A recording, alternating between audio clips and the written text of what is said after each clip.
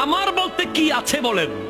জন্ম দিয়েছে আরেকজন, শিক্ষা দিয়েছে আরেকজন, চাকরি দিয়েছে আরেকজন, চলতে শিখিয়েছে আরেকজন, বলতে শিখিয়েছে আরেকজন, মরার পরে কাফন পরাবে আরেকজন,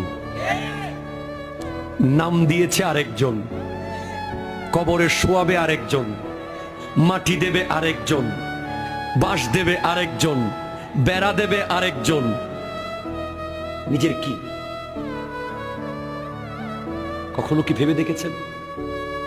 আল্লামা তৈয়ব শাহ কিবলা রহমতুল্লাহ আলাইহ একজন যুগশ্রেষ্ঠ ওলি, তিনি বলতেন, কারো দিকে যখন তুমি একটা আঙ্গুল দেখাবে তখন মনে রাখবে তিনটা আঙ্গুল তোমার দিকে আছে। আমরা আরেকজনের ব্যাপার নিয়ে আরেকজন